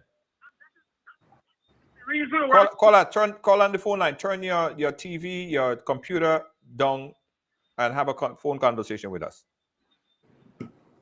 Okay. Yeah, go ahead, caller. Oh, so it's me. Okay, I'm sorry. Yeah. I had to call because Mr. Baptiste, we understand your passion about Sir Matthew Eric Gary, but we the younger people who went through stuff, we probably don't see it like you do. We have our own things that we want to see happen to in Grenada. So unfortunately, right? Your biases is definitely, it's clearly showing right now. And how so you don't remember the brutality that happened under Gary? The fact that Maurice Bishop ended up with a broken jaw and had to have his face redone because of the brutality that was done to him and his other people. I mean, a lot of other people were beaten and all sorts of atrocities happened under the Mongoose gang. Weren't they part of Gary's regiment that he used to put people in check? You have me stammering because I'm so annoyed. How dare you? How dare you come there and sit there and spew all this venom and all this nonsense? So we understand politics is personal, yes, but by God, be real, be true and honest. So you don't like NDC what they're doing, okay, fine, whatever. So now you're siding with somebody you call all kind of names because they dare to acknowledge Maurice Bishop. Seriously? So we have our things against Gary too. So what? Be real, please. Stop your nonsense. It's time for you to get off of this shit. Bye. Okay, all right, caller. And we are, guys, sometimes you may call and you may be passionate about something, but we still have to maintain the respect to our guests. We really appreciate that. Caller on the WhatsApp, I'm going to come to you next. Michael, you care to respond quickly? No. It's not every time you're traveling home and dogs barking at you. Don't stop the Pearlstone at every one of them. Okay, all right. If you do, you'll never get home. All right, so let's try to get home with this caller right here. Caller, you live. Where are you calling us from on the WhatsApp? Go right ahead. Hi, good night. Thanks, Junior. I'm calling you from Grenada. Go right ahead, Grenada. Right, thank you. I just felt compelled to correct something that Mr. Baptiste expounded earlier. I don't think it is fair or correct to say that all political parties in Grenada are owned by the political leader. I think that's a very incorrect statement to make. I want to remind Mr. Baptiste that the NDC party is the only party in Grenada that has had constitutionally legal change of leadership over the past 20 or so years. And you can go back in the records and see leadership change in that party. And I often say this is the only democratic party in the country in recent times. So I don't think it's correct for him to assert that all political parties are owned by the political leader of the party. I also want to correct that there is a legal process that recognizes political parties. There's a legal process that recognizes candidates for parties running in constituencies. And also there's party constitution, and all of that ties into a legal framework. So the idea of this wishy-washiness about whatever the leader wants and what the leader say goes and so forth. Now that may apply to some parties, and some parties may agree to function that way, but it is not correct to give the appearance that within the construct of Grenada's politics, there is no legal guidance as to how these things happen. So, I mean, I just want to correct that. I thought it was a bit appalling for Mr. Baptiste to suggest that there is no democracy in any political party in Grenada. He did not say that, but that's a suggestion coming through when you make certain comments. Thank you, Jim. Thank you so much, caller. And Michael, also consideration of what Andrew Holness said during that event. I'm trying to pull up that clip so we could get. They said he talked about the parties are public institutions. Right. Yeah, but I was trying to get that exact clip. It doesn't necessarily mean that there isn't owners and directors. I mean, on the surface it may be. And what the caller said, he's partially correct. The NDC haven't really had that type of ownership because of how they were created. In 1987, a group of them fell out with Herbert Blaise, and they went and together, Francis Alexis, Dr. Alexis, Kenny Lal Singh, Tillman Thomas, and others, and they went and they formed NDC. So it was a collective, I wouldn't say ownership, but togetherness when they created NDC at that time. Now, on paper, it may appear as if they're public institutions. On paper, it may appear as if political parties are public institutions. Who appoint the candidates? Who select them? Who recommend that people be expelled from political parties? You see, we are not being real when we say they are public institutions. They're directors, they're controlled by persons. From 1989, the NNP has in the hands of Dr. Mitchell. He suffered with it. He invested in it. So how today you could look at people in the eyes and realistically say it is not his party. It is his party. It is a public institution, public/private institution. You can't go in and contest the leadership in NNP. I couldn't go and contest the leadership in NDC, but they are public institutions. But at the same time, they are controlled by individuals, and that is the point I'm trying to get across.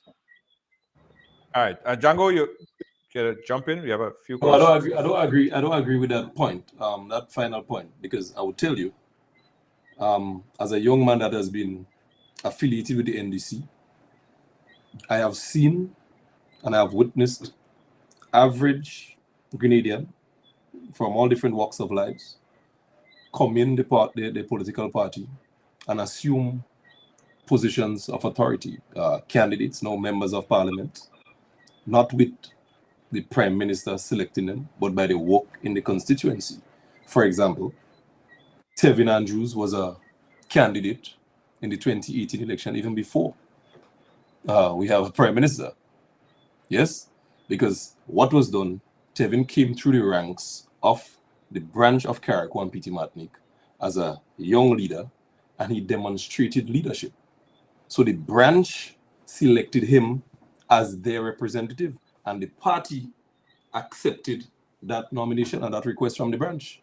I've witnessed the same thing with Member of Parliament Ron Redhead. We walked the road together. We did what was required of us as young men, and the branch selected him, and the party accepted that. There was no time when the prime minister called and said, well, I want this man and I want that man there or that woman there. The branches within the NDC, the political leader, we speak in the party here, so the political leader, right. The branches within the National Democratic Congress is who selects our leaders, our constituency leaders, and the prime minister and the national executive may endorse if they have any issue with the individual. They may do their own vetting, and once that person clears, then we go ahead into the elections. So it is not safe to say that the political leader always selects. He will have preference, but at the end of the day, the people that is doing the work for the political organization in the constituency are the delegates within the, so they know who's best to work with. You can't take a man from outside and just come and dump on them and they have no relationship. This guy has never walked the walk. He has never talked the talk. He doesn't subscribe to the philosophy of the brand, because every political party's branch has its own philosophy, its own dynamics. So that person ideally would normally come through the ranks of the party by way of support, way of participation, by way of involvement within the events and activities of the branch. And then the members would say, you know what, brother, I find it look like it would be a good member for us and think that we work it out. And that is where it starts with the NDC. It doesn't start from on top with us at all. It has never started from the top. Let's we take a grassroots approach. Let's take a quick caller on the line. Guys, and you're watching right along live again. This great conversation. We are way above time. We're going to go for another 5 minutes if my guest permits. Let's take this call real quick. Caller, you live? Whoa. Yeah, good night, gentlemen. Hey, caller, go right ahead. Yeah. First of all, the gentleman on the program there, especially Mr. Baptiste.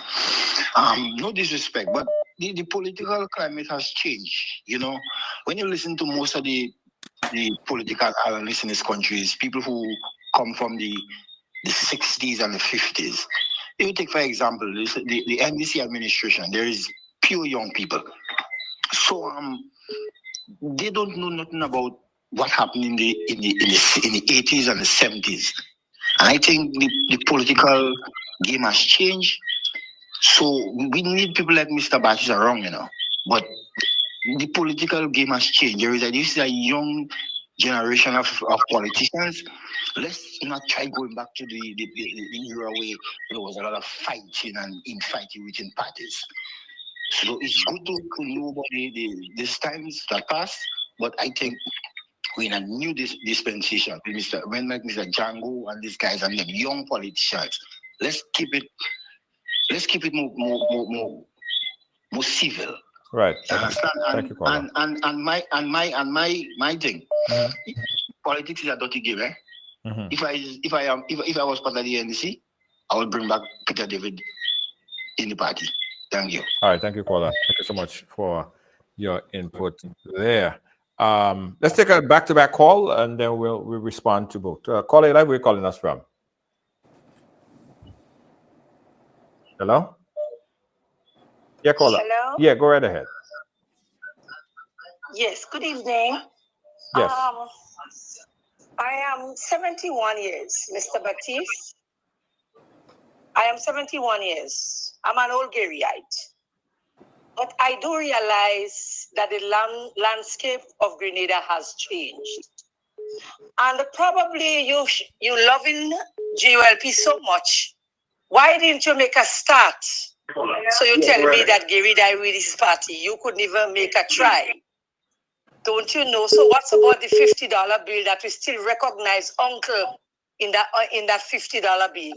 And don't you know that we are bringing back, we are now starting to do history of Grenadian history in our school?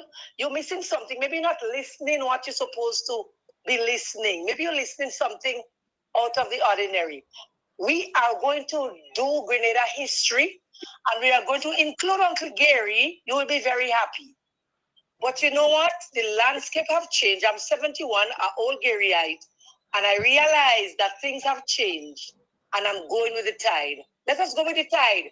So you have to get in the villages now. You have work to do, and educate and edify the young people about Grenada and Gary and such like.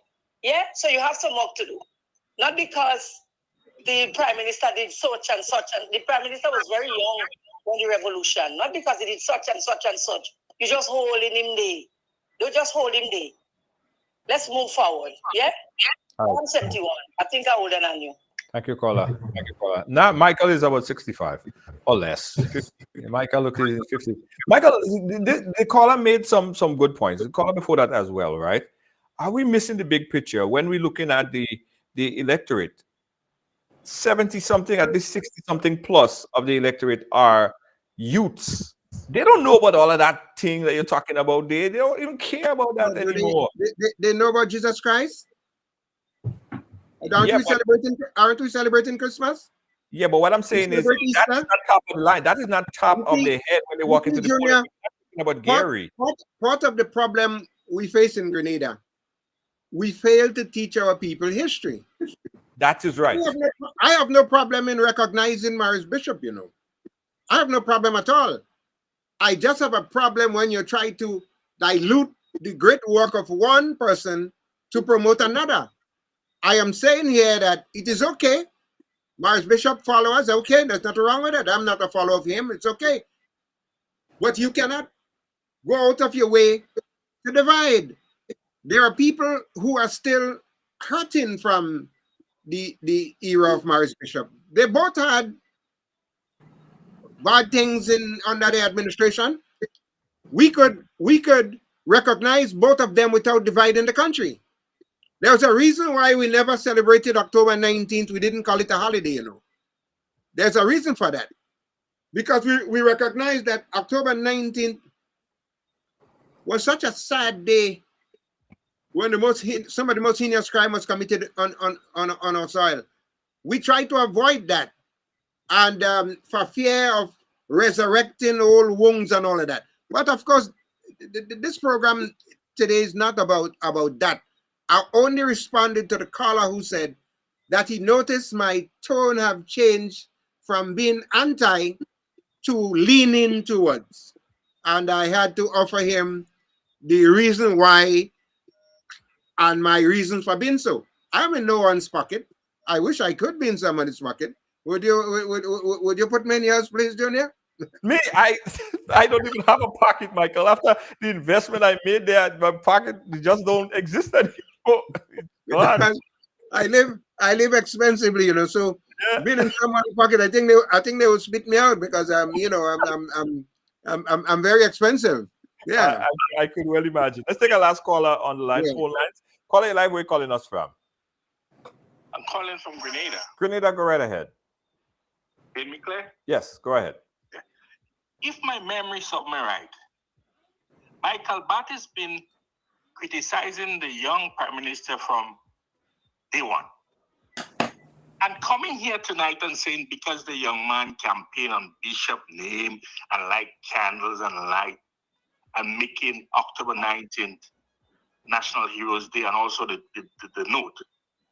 I think that cheap politics by Michael. Because Michael is confusing our young people. Most of the time Michael speaks, he don't have facts. The same Gary had his fault. He had Mongo's gang going around beating up innocent people and jailing them as well. And the revolution was very important at the time because Gary was becoming a dictator. So Michael want to blame the young man for campaigning. And not only he, there is other political activists on certain radio station running on Bishop because the young man make mention of Bishop. I think Michael played cheap politics here. And he should refrain from being on radio and TV. All right, caller. That's what I want to say. Thank you so much. Thank you so much for your input. Guys, you're watching Right Along Live. I want to play this clip quickly. That was a clip by KB. KB had an exclusive interview last week, and he mentioned Michael in one of his. Let's listen to this clip by KB. Let's listen to KB. Do you think anybody with substance and influence now will join the NNP now? Right Along Live. So those who fight in Larry Joseph and so on feel, hey, we should go along with the Constitution because it's embarrassing for him. He wrote the Constitution and the Constitution is being dragged and trampled on the dirt. And no one's saying anything. You understand? You have to stand up for something. Even though you get defeated in the convention, but at least make noise for transparency. Yes. Make noise to have democracy in the party. You will get marginalized, you will get ostracized. But pull Dr. Mitchell, continue to criticize Dr. Mitchell when he going wrong, he go vex with you. You got to go on platform and throw words for you like little woman that throwing words on river stool. But still criticize him, say that you're going down the wrong path. Had people had the guts to tell the leaders of the revolution that maybe Bishop and Bishop would have been alive today, but they all give credence and legitimacy to what the wrong thing that was going on. In Giri, some of his members in the party give credence and legitimacy to those wrong things Giri was doing.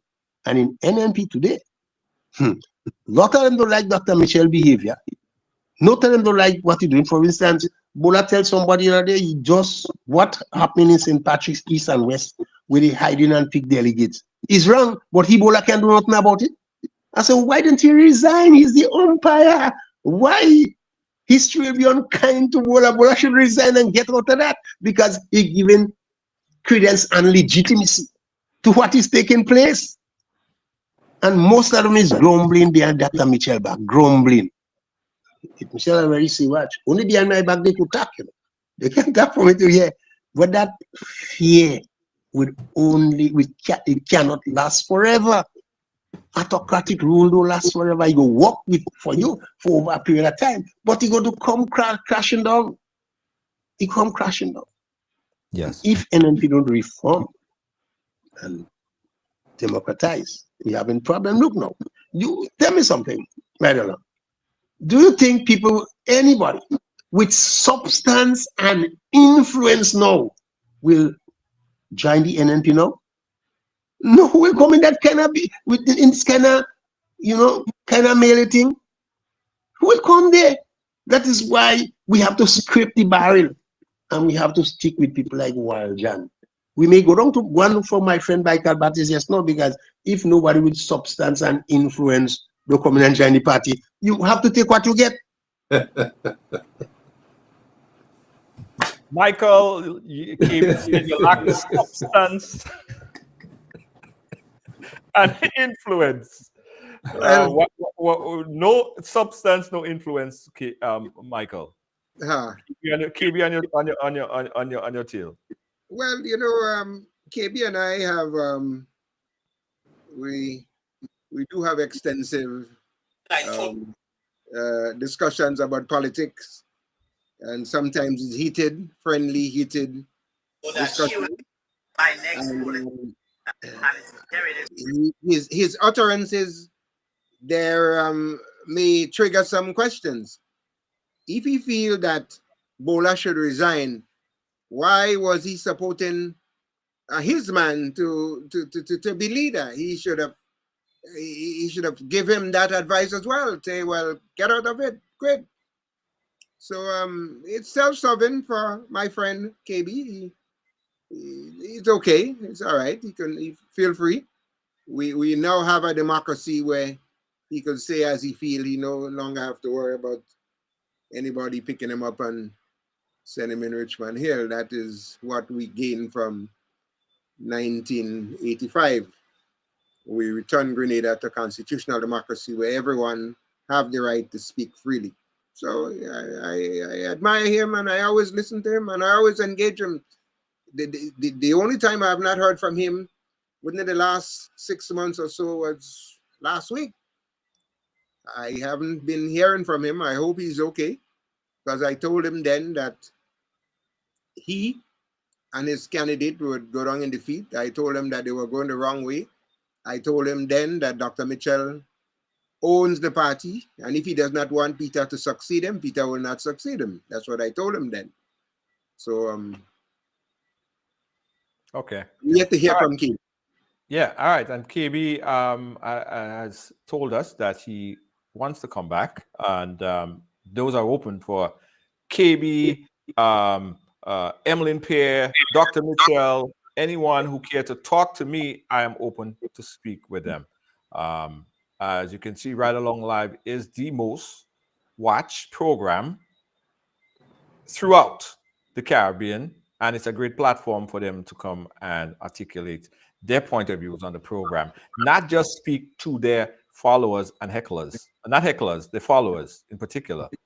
but open it up. So we putting that out there. Michael, probably you could put in a good word for us. But let's take this caller on the line. Caller, you are our final caller for tonight.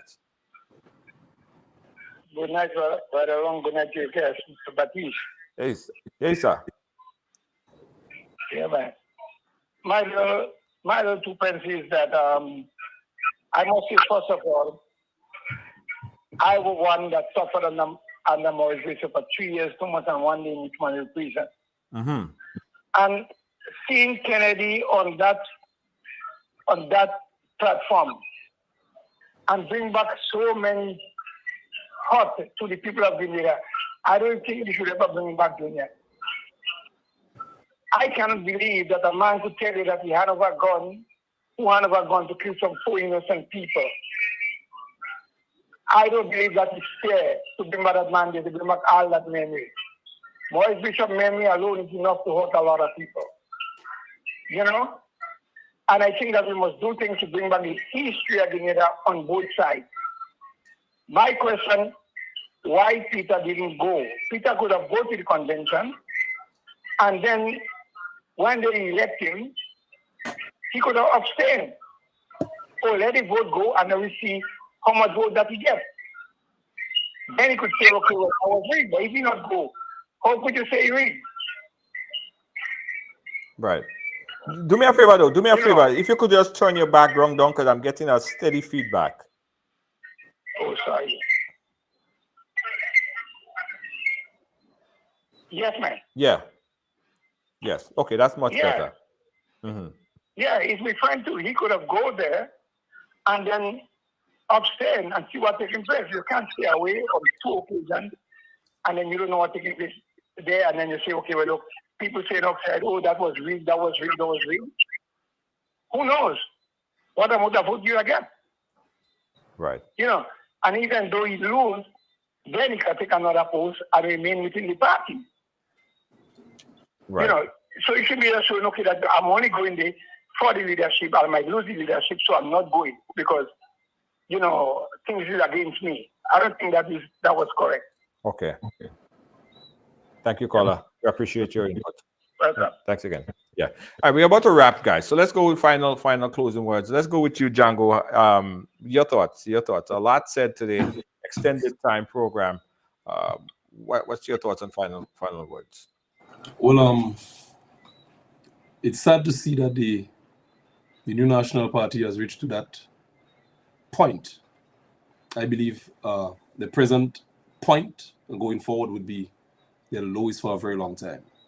I don't think the present leader of the new National Party could take home the bacon in terms of being a national figure. I think there's too many negatives in relation to the individual. I do believe that we may see the moves by the Financial Intelligence Unit pulling in the individual on frequent occasion, very often, and we would reopen. I believe, I'm not saying we as I'm part of the team that would reopen the Faith scandal. Furthermore, I think the authorities should now proceed to reopen the Faith scandal and expose all the wrongdoings, because from all indication and all information that we have, it has been one of the greatest bits of corruption by any politician to take place in Grenada post-independence. You sit in a cabinet, you allow your company to rake in millions of dollars from the taxpayers. You claim that you're a non-profit organization. You took the people's money. There is no accounting, no accountability.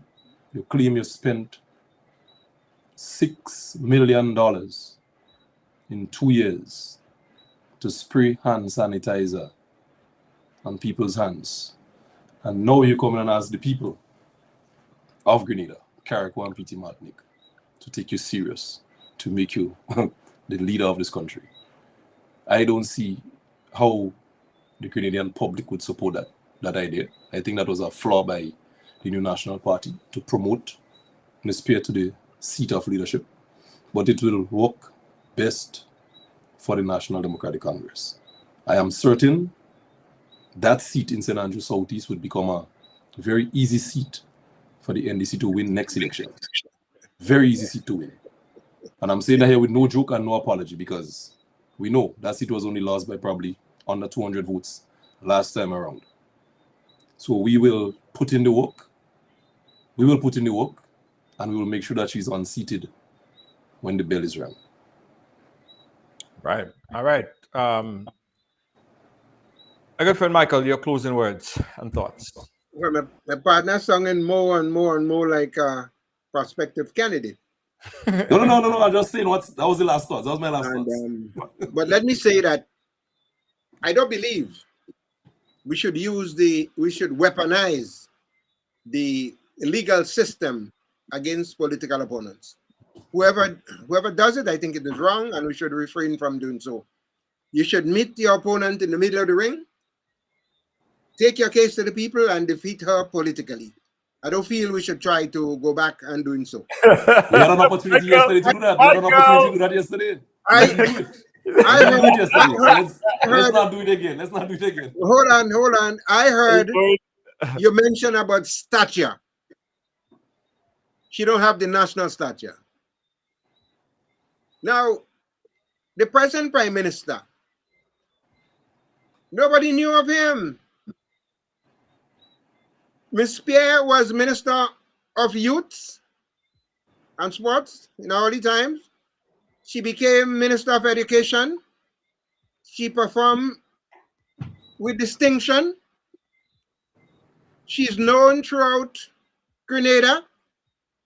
She's ably supported by a person with the most political experience in the Caribbean, Dr. Mitchell. She came into politics walking on the side of the little man, as opposed to the present Prime Minister, Deacon Mitchell. He came in working against workers in SGU, working against helpless women in Calabash Hotel, crying out for like a pension. He was working on the side of the corporate citizen. He was working in SGU, fighting against workers. When you compare the two of them, she have a stronger resume dealing with people than the present Prime Minister did.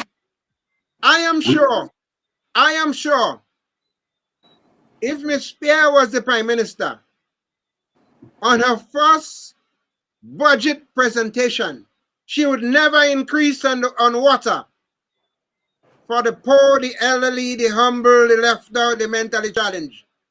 She would never take off that 150 from the poor. She would not consider privatization of the hospital without having an insurance system in place whereby the single women head of household, the sick, the mentally ill, where they could afford to use the hospital where they can't pay. This Deacon Mitchell, his policies are heartless.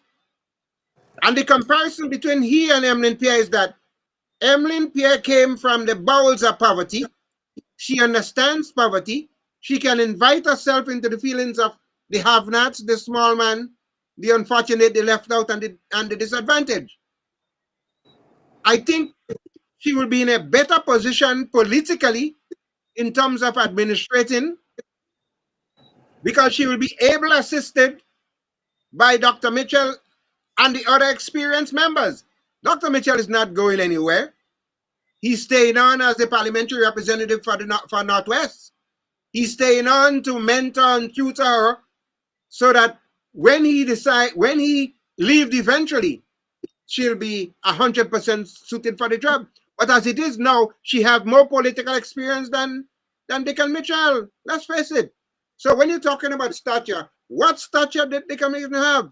A lawyer for Greenleck fighting against the people to ensure that Blanche and the others got millions of dollars from taxpayers? A lawyer for Grenada Rice Mill working against the farmers in marketing board? Is that what you're calling stature? But when you, as a matter of fact, if I had to advise her, I would advise her, say, put your record against his. Where you started, working with youths, working with have-nots, and where he started, working with corporate Grenada against ordinary people. So I think she's at a disadvantage there. And when you look at the composition of the NDC team, the leadership problem is on the NDC team. If you take away Dick and Mitchell, who else do you have? On the other side, if it was a basketball team, I would say the front line is well beefed up. They have 5, 6 people that you could go to, as opposed to NDC, who have one inexperienced guy who's never in the country, have not come forth with an economic plan to take off of the calamity that we're in since 2020, when we went into COVID-19. We see our country, our economy has halted. He has offered no plans. We are just drifting. So I believe Emlyn Pierre will surprise a lot of people. And I think come election time, the 4 seats in St. Andrews would go to the New National Party. I can tell you that with some measure of certainty. Right. And because NDC have 10 shaky seats right now, and they have to defend the 10 shaky seats. NNP have 4 or 5 seats that NDC cannot win. Right. So if I was a betting man, I would say that I would put money on the NNP to win the next election based on the margins. They only need 3 or 4. NDC have to hold on to the 10, and that's not possible. So I thank you very much. Thank you so much, Michael. And we had Delma Thomas, who left the party, and now we don't know where Peter David stand at this point in time. So one thing I know about politics, I've learned about politics, it's a game of addition and multiplication, not subtraction. Very much. So it's going in the numbers are not going in the right direction at this point in time. But you do have faith, and faith is good. Faith is good, my brother. Thank you so much, guys, for chatting with us. Django, you want to say something real quick? I was just about to tell him NNP lost 2 seats yesterday. He lost 2 seats yesterday. NNP, the New National Party, lost 2 seats yesterday. Which is the 2? Time will tell. You lost 2 seats at your convention. 2 seats. Went over to the NDC. Don't worry, man. If they put you in another constituency outside of St. Andrews, I will follow you and support you, because you're a good kid. Yeah. Always try to be one. Always try to be. Yeah, but not in the Southeast. Well, mind you, I'm from Ladig. I'm a Ladig boy, so you never know. All right. Well, maybe you should go and try to replace the Los Angeles. I might run against you in the Southwest. So it's a whole Ladig, Munich. It's a Ladig thing. It's a Ladig well, I have never considered returning to frontline, but if I do, Southwest would be no problem at all whatsoever. I could walk naked through Southwest St. Andrews and still win that seat, because I am the best that the people have ever seen in that area. So, but I am not contemplating that at all. But my record is good there, from Munich, my home, where I've never lost, up to Ladig, Richmond, Union. Don't talk about Upper Capital, Guapo, Bocas, Mami, Lynn, and all these areas up there. I would have no problems at all winning that seat, but I'm not contemplating a return. I'm okay. I'm starting to believe what KB said,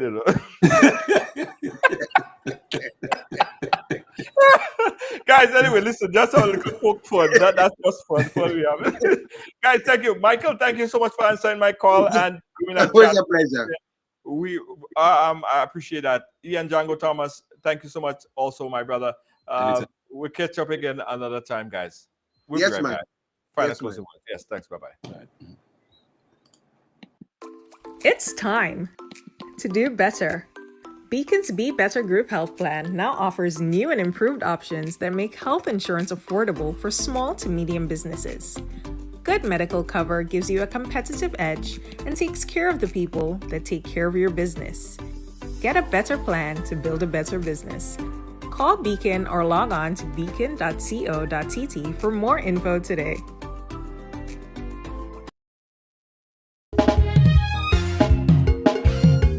Hi, I'm Eddie, and I would like to welcome you to Face Off the Return. I'm here at the Prickly Bay Marina, where Face Off will be held on December 21st. If you don't know, Face Off has been the premier masquerade party for almost 20 years. I would like to offer you an official invitation to join me and all Grenadians that have enjoyed Face Off over the years for a fun-filled event. There's nothing else like it. No one can duplicate it. Face Off the Return. Remember, you must wear black and you get your mask on entry. You can get tickets at Grenadian Optical, Feathers Boutique, and Go the Fifth. I hope to see you at Face Off the Return on December 21st, and you must wear black.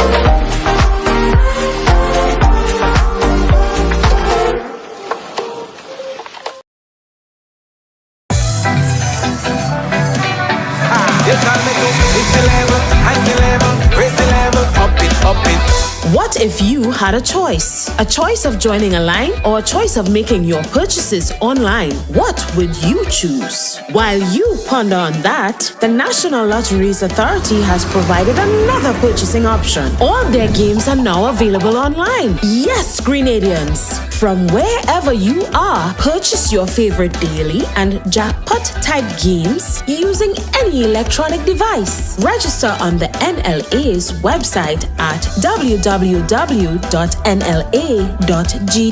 Top up your account and enjoy online lottery gaming at your convenience. We're taking shopping comfort up several notches. But the choice is yours. Join a line or buy online. NLA, make your dreams come true.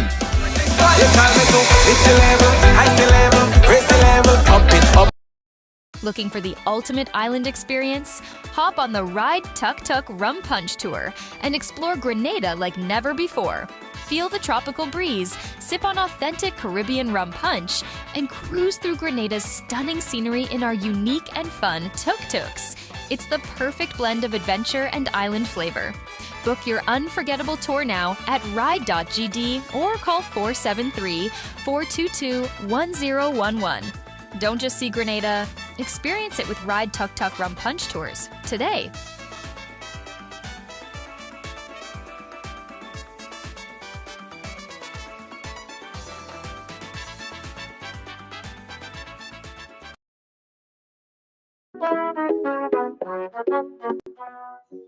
Once again, we thank you so much for joining us on Ride Along Live. Guys, we are, yes. Power to the people, we shine. Yes, we are the #1 program in the Caribbean, guys. Last month, staggering 9 million people tuned in to Ride Along Live. It is so amazing. And we thank you guys for making us #1. And thanks to all of our sponsors as well. JetBlue, jetting on to Grenada. Get on jetblue.com. Get on the ride, jetblue.com. Book online at jetblue.com. Every ride is sheer delight, making waves across the seas, love and joy in the breeze. Ride Along Live is also sponsored by Instaprint Grenada. Instaprint Grenada. 2 locations, one in New York, one in Grenada. Call 718-701-5720 or in Grenada 422-1011. That's 422-1011.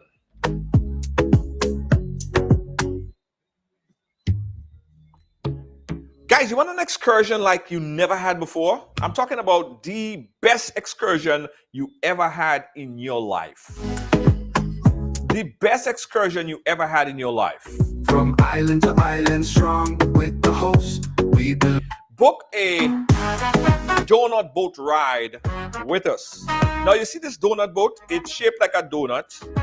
You bring your family and friends on that. A group.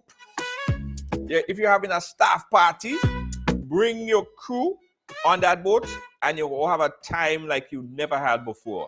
This is the donut boat by Bay Breeze. Book the donut boat on Ride Along Live, www.ride.gd. That's ride.gd.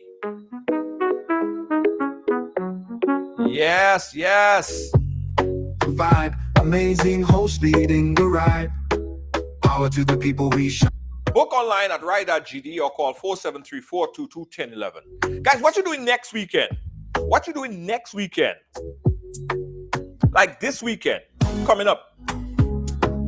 We have a special on, a Christmas special, if you want to go night out on the tongue with your tuk-tuk. Now the tuk-tuk, very sophisticated, guys. We pick you up, we take you out, we go anywhere you want to go. Anywhere, you just tell us, we just take you there. You have all your fun, then we take you back. If you have some friends and you want to go out on a tuk-tuk ride, give us a call.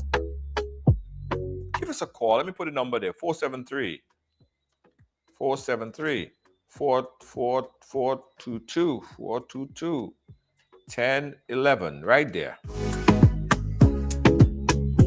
Call this number right now and book your tuk-tuk ride this weekend. Yes! Global love taking flight. Every ride is sheer delight. Making waves across the seas. Love and joy in the breeze. Ride along live if you please. Bringing hope with such ease. All right, guys, we got this special. So we were telling about the beach tucking tour, right? They were telling about the beach tucking tour. Now, this is an island-wide tour. So we start in St. George, right? And we go, after St. George, we go to St. David. From St. David, we end up in St. Andrew. From St. Andrew, we end up where? Where we end up in from St. Patrick. After we finish St. Patrick, we end up in St. Mark. Then St. John, back into St. George. The beauty of our tucking tour, which you got to say slowly, you got refreshment, you got food, lunch, because it's a long tour, right? And every parish, we stop at a beach. Feel the beat. It's amazing. Book right now. We sold out. We added an additional tuk-tuk to make it more capacity for you because we sold out. It's on the 22nd of December. That's next week. Book tonight. Like, click that link now. Call now because we only have 4 space left. With the host, 4 space left. Book right now. Don't sleep, don't stick. Is the beach tucking tour. We add another tuk-tuk to make it more accommodating for you because everybody was like, oh God, you sold out, I ain't get to book. You know, all you like to procrastinate. Book tonight for a beach tucking tour. It's on the 22nd of December. We have 4 more spaces, guys. Cuatro más. With such ease. Ride along, join the dance, let's sing the song. From island to island, strong with the host, we belong. Energy high, heart so bright. Tune in, feel the light. Global love taking flight. Every ride should. Yeah, guys, get it tonight. Book tonight. Beach tucking tour, and that's taking place on December the 22nd. Yeah. Looking for an e-bike tour? Yeah, man. Everything is right. We're riding. Because why? Why? Tell us why. Tell us why we're riding. Tell us why we're riding. Tell us why. Tell us why. Tell us why. I got long life worldwide. Feel the beat, feel the vibe. Amazing host leading the ride. Power to the people we shine. Giving fans what they need. Caribbean spirit, let's succeed. Every show with a good deed. Together we plant the seed. Ride along, join the dance, let's sing the song. From island to island strong, with the host, we belong. Thank you so much for watching, guys. Thanks for being a part of our program tonight. You are Right Along Live. We are here for you. If you have a story to tell, we want to hear your story. Please inbox us, call us. We want to hear your story. Right Along Live is where everyone has a story to tell. Sorry for my bad camera. My main camera cut off earlier, so I'm using a backup camera. That's why the quality don't look too good. All right? See you guys tomorrow. Right Along Live.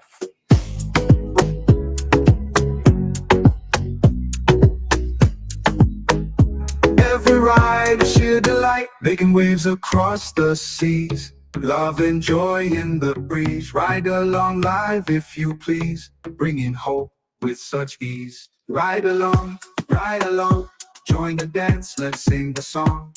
From island to island strong, with the host, we belong.